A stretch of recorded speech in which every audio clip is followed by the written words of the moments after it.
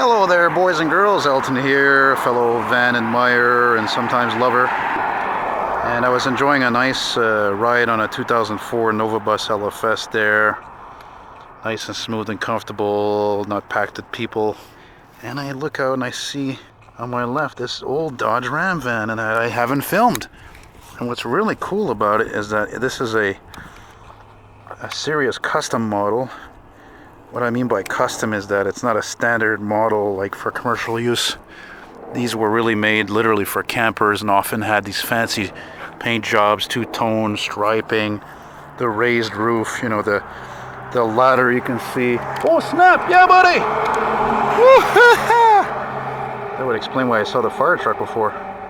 Just around the corner there. First responders. Nice.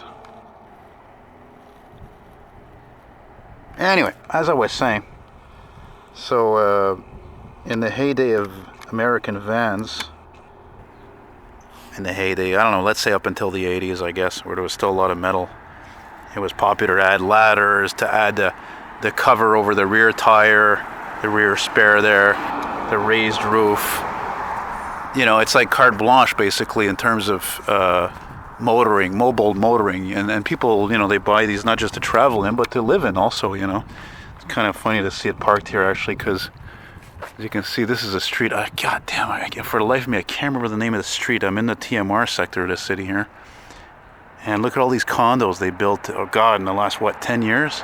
Used to be all industrial here, now it's only partly industrial. Look, condos. Here's an old industrial building right here. You know? Anyway, so it's neat to see, and that's what I took the bus for there, because I can't walk all the time. I get fucking tired, man. I was going to go biking today, but I'm just too tired. Man, I love that funky, old school pink metallic on this thing, though, you know? So groovy. You know what I mean? I don't care for those, you know, replacement aftermarket plastic hubcaps, but whatever, it's still a cool-ass van. What year is it? I don't know, 86 to 93 about. Let's have a look real quick. I'll tell you about the steering wheel. Yep. Yeah, I would say later than 86 even, because the minivans, they had that same steering wheel. And they made these vans, I mentioned, I don't know how many times before, they made this model, man, up until what, 2003, 2002? And it's a classic, Dodge Ram Classic Supreme.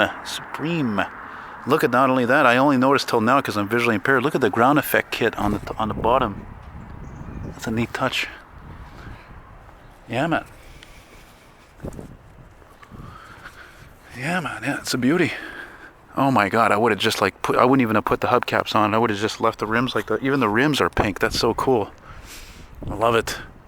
Yeah, you see, if I were to own a van, this is what I'm talking about. This is what I would own, okay? Big ass, elongated, long wheelbase, raised roof, two-tone paint, the works, you know?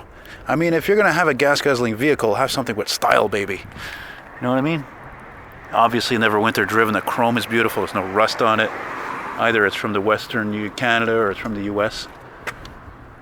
That's a beauty. Beautiful old truck, you know? And by the way, for those of you who are not familiar with terminologies in terms of cars, any Chrysler product made in the good old days is known as a Mopar. But the Mopar term actually comes from the term of Moparts. So it was a term used for Chrysler parts for Chrysler vehicles. So there you go. That's just a beautiful old van. Anybody who thinks it's a pedo van, you know, get a fucking life. Seriously. No offense. I know a lot of you guys are millennials. You're my subscribers and all that. But unfortunately, you're a part of the generation that likes to exaggerate everything. You know, they heard about one fucking guy who is a pedophile or something, and he has a big van like that, so they're all like that. I mean, that's just ridiculous. It's absurd. That's like a lot of things today. It's absurdities. Like, for example, how McGill University changed the name of their football team from Redman to something else because it had the word red implying, like you know, the natives. I mean, give me a break, fuck. It's tradition, for Christ's sake. They had that fucking name like 100 years. Whatever. Anyway, I gotta go see if I can do some train spotting. Take care. Adios.